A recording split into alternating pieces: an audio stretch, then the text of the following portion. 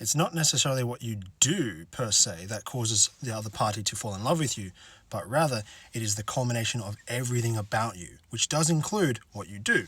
It's the summary of your parts that the other person falls in love with. Bit of a harsh truth here, but when it comes to falling in love with someone else, there's a lot of what's in it for me at stake. And when it comes to falling in love, what's in it for me also kind of means, how can I possibly love you? If me loving you doesn't benefit my self-interest, then how in the long term can I love you? I might feel some type of affection or some type of emotion or some type of attraction for you now, but in the long term, will I be able to sustain that?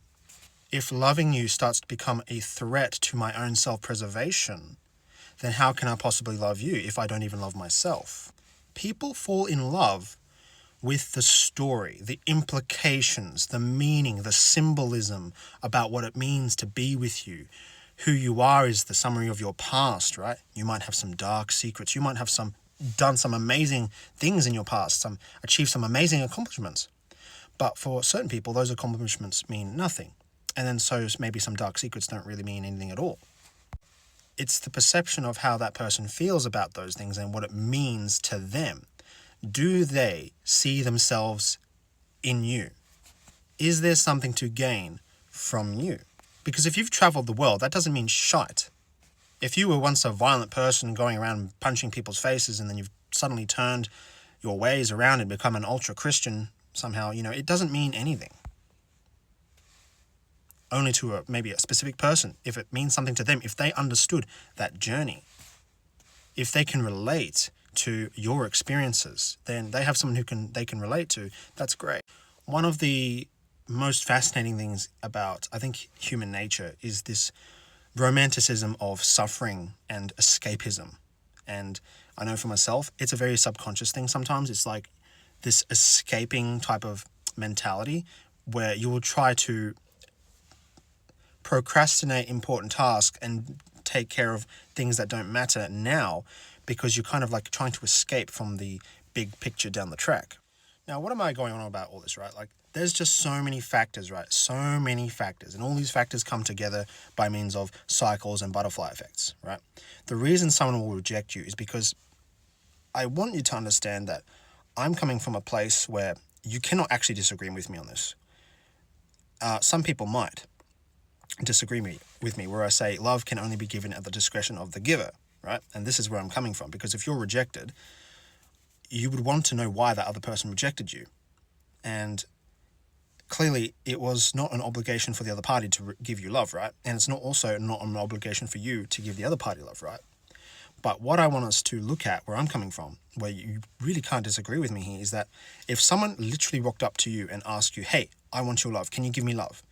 You would definitely choose not to give your love, because it is not within your capacity to give love. Sure, you could become more competent, you could become more of a loving being, but it's to achieve that level would be outrageous. And this is what I mean, where you can't just fall in love with anyone. And when I say you can't fall in love with anyone, I don't mean that there's a soulmate out there for somewhere. There's a soulmate out there for you somewhere. There's a twin flame out there for you somewhere. What I'm saying is that there is a machine, a mechanism, there is a system that brings about love into your life. There is a system that brings about love being given and received. And if something goes wrong, if there's rejection, it means something in the system went wrong. Love is brought about by a system, and this is what I want us to look at, where you can't disagree with me on this.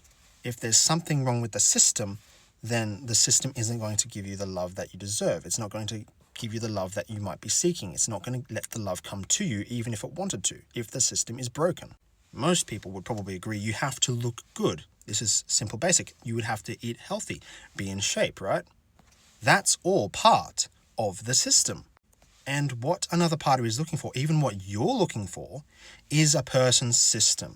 So things like their history, this includes body count, for example. You're looking at the implications, the trustworthiness down the track, right? That's something that's very important to a lot of people.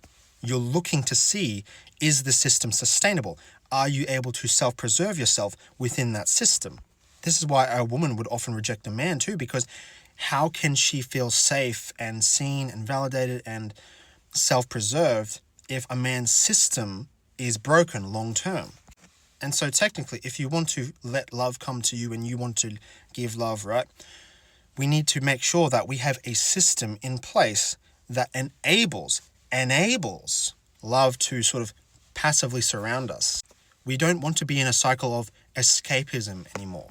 We no longer want to be in a cycle where we romanticize suffering, especially our own suffering. We don't want to be in a cycle where we're blaming the other party for anything that goes wrong.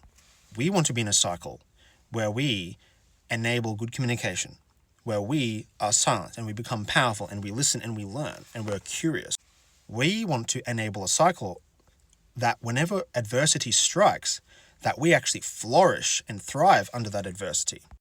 We want a cycle where we are calm under turbulence. That sounds like a great system to me. Part of this system includes asking outrageously deep questions. I'm talking massively deep. If you want to get a head start on this, you can start now and just ask yourself the question why behind literally anything. There's a website out there called Ask Why 7 Times, something like that. And you want to practice this as much as possible. You literally ask why. Try to push for at least 7 times. Some people might call this the 5 whys from Japan, but I call this the 7 whys because I learned this from Dean Graziosi in his book, The Underdog Advantage. And if you ask yourself this question, why, you can keep on going deeper, right? Now, it's very specific, the direction you're digging, right? Because you've got to make sure that you know where you're going. You can't just sort of like be vague and ambiguous. Also, another thing, right, when it comes to looking at yourself in the other person, you see yourself in the other person, is that even you viewing me, if you're listening in, if you're watching me right now, you're probably or subconsciously looking to see where you can agree with me or where you can disagree with me. And you're sort of not like impartial. And being impartial is one of the best sort of systems you could ever have, really, because if you're impartial, then you look at the laws of the universe and you see, okay, the rain falls on the wicked and the good. And your identity, if you are impartial, becomes more that of water, like Bruce Lee suggests in his workings, in his teachings. And that's something to be cautious about as well, because when people are looking for the right system, sometimes the system that is also really healthy can be kind of threatening to someone who's not in a healthy system. Someone who's been brought up in chaos might be afraid of a safe and comfortable system. And if you're, attempting to allow someone who's been hurt so badly into your life come into your life, all they know is chaos. And so you must make sure that there are safety rails and safeguards in place to ensure that both parties are protected in turbulence. Because if turbulence happens and you didn't prepare for it, then it's your fault. And this can mean being super calm when the other person is angry, right? If she grew up in a very chaotic household, right? And all she knows is to attack and to strike back first, right? Now, of course, if you were to go blaming and fighting back against the other person, especially for the long term, you're just threatening their self-preservation. And that's not what the other party wants. And so, if the summary of your parts, if the pain starts to become outrageously more painful than the pain of being with you, then they're going to move away. And this is the key sort of principle that I'm getting at here essentially as well, is that if you are someone who pushes your partner away, if you are someone who is unable to hold in that space where you can just let things happen around you without trying to react to them, your partner isn't going to be attracted to that, right? Even if you are someone who views yourself as trash and you have grown up in a chaotic environment, right? At some point, something much deeper within you is going to want to escape from that, to get out of that chaos and reach for some type of safety beacon. Because the pain of sitting in that chaos will just eventually become too much to handle, even if you grew up like that and that's all you ever knew. Deep down, you do yearn for something more sustainable. And by the time you discover this, you're probably going to choose someone who is stable and you're going to reject someone who is chaotic. And someone like that, to me, is also, quite a valuable person to look at and reflect on.